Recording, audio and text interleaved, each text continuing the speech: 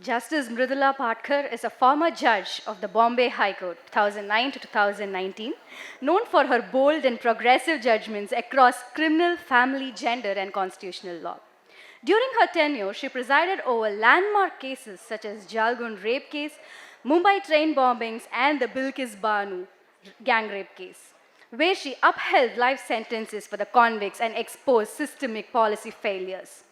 She played a pivotal role in shaping jurisprudence on sexual violence, consent, and gender rights, including enhancing victim compensation under the Manodhairya Yojana and interpreting consent in cases involving false promises of marriage and intoxication.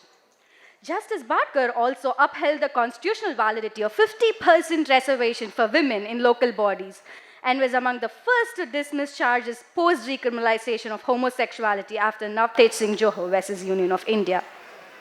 A strong voice for women's rights, she supported the Me Too movement and advocated for reforms in patriarchal legal frameworks.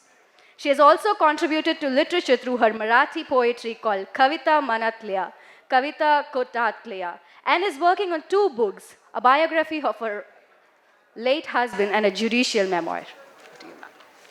Honorable Justice Mary from Malaysia, my sister Vimla, Pallavi, Saluja, Mr. Prabhakaran, and his team. Vanakkam. I know and I can talk only this Tamil word, but it's a great language. It is a classical language in India first, I think. When I came here, I see that so much celebration is, and timely, rightly celebration is going on. These are, see, what happens, there can be many jewels, rubies, diamonds, sapphire, many jewels are there.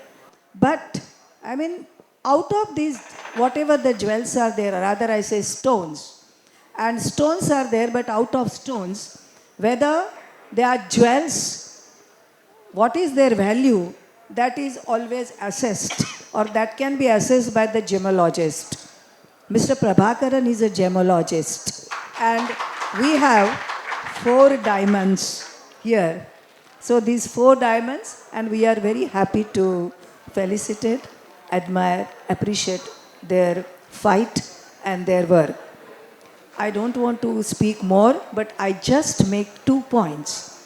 One, when we were hearing the immediate discussion on 124(3)(c, I remember Lord Chancellor of England was once asked, why your choice of a judge never goes wrong. Lord Chancellor answered, I first see whether a person is a gentleman, and if he knows law, it is better. So it is a matter of wisdom and to be a gentleman, to be a judge.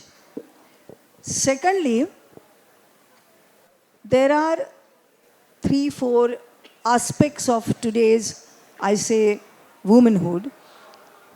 One, or the celebration, or who are the celebrities. One I found, disabled, that is a differently able, under the Disabled Act, differently able people. This is one. Second, gender, that is a women, gender bias. And third is transgender. And in all these sections, they all have to fight for the justice. What I realize is a stereotypes in our mind. If at all we remove these stereotypes, then I think that the life of all these 3 sectors, they become easy. Stereotypes are to be first identified, and then they are to be removed. Inclusion of these all people in the mainstream is necessary, though the exclusion may be by the nature or by God. Thank you very much.